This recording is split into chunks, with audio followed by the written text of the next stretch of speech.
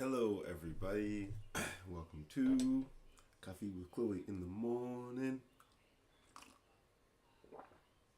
So, I'm gonna try and keep this stream actually quite short. Bianca has work in about 18 minutes. Um, so yeah, near price is down a little bit, around 12.91. Marma J price a bit above that, around 13.30, doing quite well. I'm Chloe, founder of the Marma J Foundation, and I kind of use this time I try and go live Monday to Friday, 7:30 a.m. Eastern every day, and just do a quick overview of how I try and leverage Web3 tech for social good. We have Ernest, who's now a Marma J contributor. So excited to have you on board. Who's been cutting up some of these videos and turning them into like weekly highlight reels. So I am gonna try and be a bit better with kind of how I flow through the information, but I am gonna try and do it quickly today. So first things first, I am gonna kind of check my YouTube second screen just to make sure it's working appropriately. It probably is, but there you go. It is working. Seems like things are fine. So again, not much Near in my account. This is the wallet, nothing too crazy. If you're new to Near, I would definitely suggest trying out this awesome Near page. You can go explore apps, explore DeFi, and kind of learn a lot more about what's happening on Near. Very cool. So Near Blocks is a block explorer, more Etherscan like, coming to the Near space. Actually, the Marma J Foundation and Near Blocks are looking to form a sort of long-term partnership, hopefully. So we're going to be adding Near Blocks to our token page on our website. So if you go to marmaj.org, and we need to kind of fix up our header menu a bit, but if you go to the DAO and you kind of go down to the Marma J token, $ Marma J, you kind of get a lot of information about what the Marma J Foundation, what Marma J token is, what the total supply is. There's a little iframe on the left showing you, okay, if you have some Marma J and you want to swap to DAI or USN, okay, we're going to end up changing this iframe actually to be DAI to USN instead of Marma J to USN instead of Marma J to DAI. But you can see how you can always kind of check the current price of Marma J right here on the website. You know, check the price. You can view financial reports, which are going to be coming soon. Learn about ref finance, Amazon farming guide, and you can get involved further. There's some token stats here. You can see the chart right here on the page. You can check out CoinGecko, and we're going to have our financial reports here eventually as well. So for the DAO, I'm not even sure we have any active proposals. It says 0 here, so we'll check it out. And okay, so we don't have any active proposals, but the last 2 proposals from our DAO were actually thank you proposals. And so we sent out 81.9 Marma J tokens to Muti DAO. Tabea, who's been helping the Marma J Foundation for the past few months quite heavily, is lead at Muti DAO, and we plan to have many long-term partnerships with Muti DAO. The main use case of these tokens is to support what Muti is doing. They're like, you know, Muti kind of means mother, and so very similar to the Marma J Foundation's mission, Marma J, Marma Joseph, Mother Joseph, kind of after my grandmother's namesake. But the idea is to not only have the Marma J Foundation, the Marma J community able to support people through the Marma J token, but also have other guilds and other communities and other DAOs able to support their local communities with the Marma J token. And so just starting off, we sent some to Muti. We also sent 81.9 Marma J to INA V2. So INA V2 actually has a really cool governance structure. They have 25 official members in their DAO. They have two councils, two groups, council and community.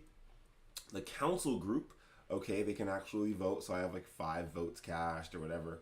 But then they have a community council where all these people are able to vote on polls only, and they will actually be able to distribute funding based on how the polls are voting on the top art in the community.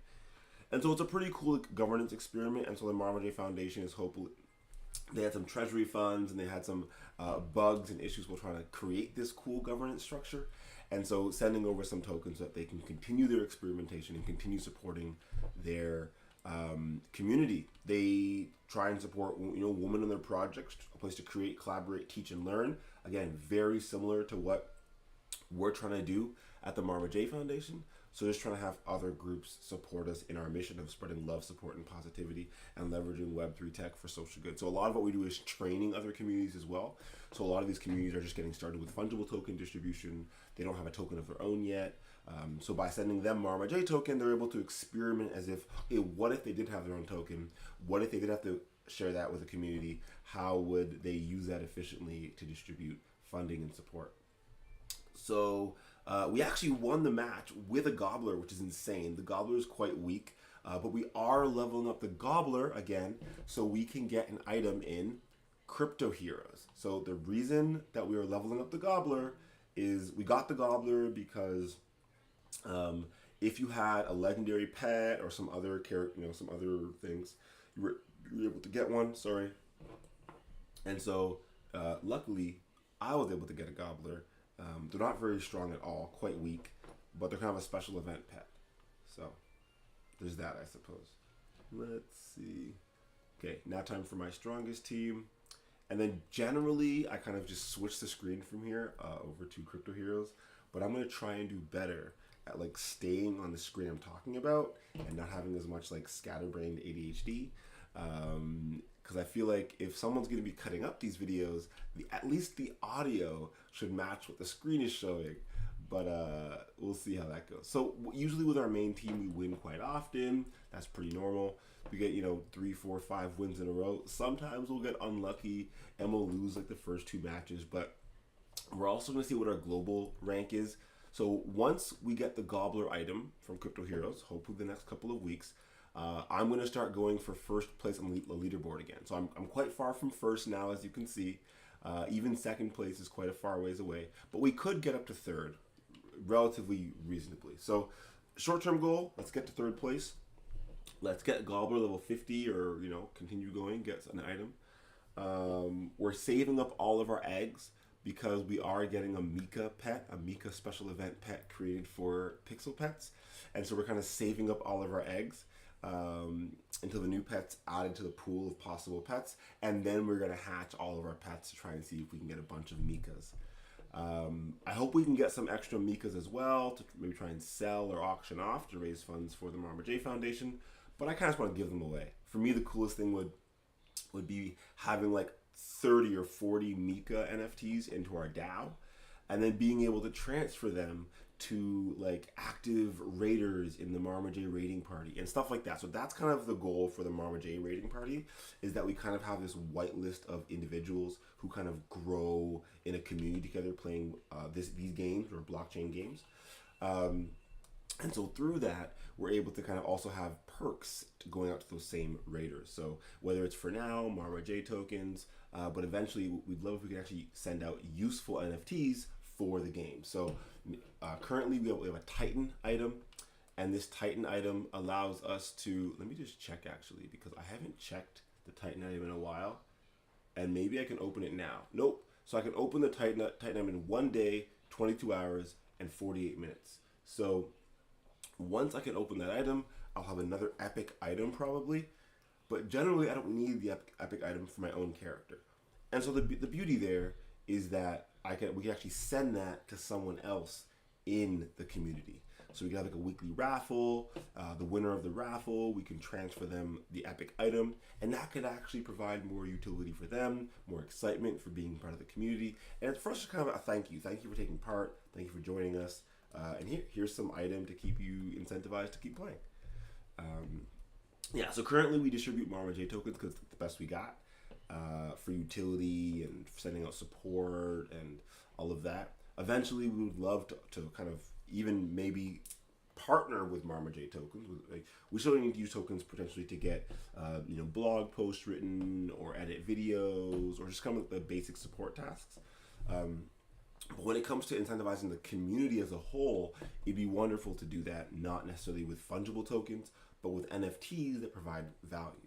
So if you just want to go sell the NFT in a marketplace to someone else who wants that value, and they would rather have value somewhere else, like in a token or something like that, or they can swap the NFT with another NFT, that's fine as well. All cool by me. But that educational piece, the reason we don't give out near tokens, we give out, what's it called? Marmaj, is so that people have to actually go to an exchange and learn how to swap on a DEX instead of just swapping on some centralized exchange. So similarly for giving out NFTs, if we give away NFTs that have use case in the game, then you have to go to an auction house to sell it, or some sort of marketplace to sell the NFT, or you gotta go to the game to use the NFT, or you gotta hold it, you look at it in the gallery. But generally you have to actually do something with the token, do something on the blockchain. And that's kind of what we are hoping to have as many people as possible do. Because if the Marmaj Foundation and token can support a wide ecosystem, then okay, I'm gonna move on because this is taking forever.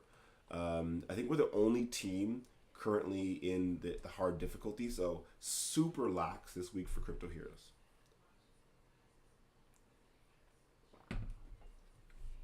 I talked for way too long on that one, but it's not my fault. You know, Pixel Pets is still going strong. Okay, so for the raid boss on hard, it isn't that difficult to be fair, and because we actually have no competition, I'm probably not going to buy many potions this week, and so this is kind of why the game's fun. The more competition you have, the more potions you want to buy, so the more PXT, Pixel tokens, that you spend. But if there's no competition and you're the only one playing, then you're just going to take the 500 PXT that's available here in the group raid and just be like, okay, I'm happy. For medium difficulty, we're currently in third. You can see Chloe.near here in third. We had 200 kills. We should get around 60 PXT. We'll get more kills before the end of the week. And then our easy raid is currently in fourth. I think we'll probably make it to like high third place, but again, don't think we'll be getting first. So probably will be first place for hard, second place for medium, and then third place for easy. Not bad. And then hopefully next week we'll pick it up. First place across the board. So now I kind of level up my heroes in hell. When you lose a dungeon, you do get a little bit less experience. So I think it's like 30% less or something like that. But it's still more efficient than having to play every hour or remembering to play every 4 hours. Currently, my knight and my ranger actually cannot beat the hard dungeon. So either I have to play every hour and win and get a rare item, or actually let's do it here so we can show instead of talking about it. So either I can play the medium dungeon and I'll win, I'll get the full experience possible for an hour, and I'll get potentially a rare item, not bad. Or I can just play hell. I'll be injured for 12 hours or 12-hour recovery time. I will not get an item, but at least I don't have to remember every hour to keep playing. When it's a 4-hour wait, I technically don't mind as much. So I will take my mains and I will play the hard dungeon from time to time if I can win, but it's always a bit different. So, oh my gosh, the team's still alive. So now I'm just gonna go back and click play or click start, but then I'm actually going to just, go back to ref. So looking at ref, I'm gonna refresh the page real quick and try and end this stream in about 2 or 3 minutes. Ooh, top token is now USDT and not W near. That shows you how low the market's going. There's more stable coins than there is W near in Ref Finance, which is insane to me, but probably a good thing. Ref Finance should probably have a lot of stable coins, providing a lot of fees, a little bit of top alts, so W near, ETH, WBTC, Ref, but the majority, okay, so ST near, Oct, are pretty good tokens, the top 9 so far. Oct is a side chain. Although, where's the Aurora token? Okay. Wow. So there's more Skyward, CUSD, Celo, and Aurora, but these are all like their own chain. So Skyward, not very useful. I mean, okay, well, it's an IDO platform, OG platform on Near. CUSD, another stablecoin. Celo, another layer 1 token. Aurora, like a layer 1 kind of thingy, side chain thing. Woo, some DAO, Solana, another mainnet token, a governance token. So not bad. Marmaj dropping down to 21st place. So sad. But I think we're dropping down because of USN coming in. So pretty good USN volume. $10 million of volume for $31 million locked. So we can check out the Marmaj pairs real quick. And we're just looking at pretty much the pairs above 10K of liquidity. So we're looking for like the highest percent here in green. and that kind of lets us know what our most useful pairs are. So ST near Marma J not doing that well, but that's not the point of it. The point is to hold a ton of ST near on ref, and hopefully we'll be getting some meta rewards potentially for holding all this ST near as well. Marma JW near, not bad, usually quite a bit higher than the ST near pair. Marma J ETH, not bad, usually like half the W near pair. PXD, generally not great. Marma J ref pair, always doing pretty well, but ref is quite volatile. Marma J X ref, again, doing a little, not as well as the ref pair, but you have X ref as the extra rewards. And then I'm surprised Marma J USN, doing all right, but then when you check it out in terms of NUSDO, yes, it's double. In terms of USDC, again, USDC is still the most liquid token, and then it's above DAI, which is great, and then USD. Although we don't usually check out the pairs that are this low, but we hope to get all of these top pairs to at least 10K in volume soon. So to get us to that, how are we going to get all these pools to higher liquidity? Sort of like this. So we're going to claim. It's quite interesting. So this is a daily claim amount. I've streamed at the same time yesterday, same time today. So now it has actually dropped our rewards to about $200 a day. It usually ranges between $100 a day to around $400 a day. It really depends on the price of ref and how much tokens. Like for example, the APR here was around 40% recently. Here was almost 100% when ref was pumping. Obviously, with ref coming down and the US dollar value of both ref, W near, and ETH coming down, obviously we're going to be taking in less funds. It's a bear market.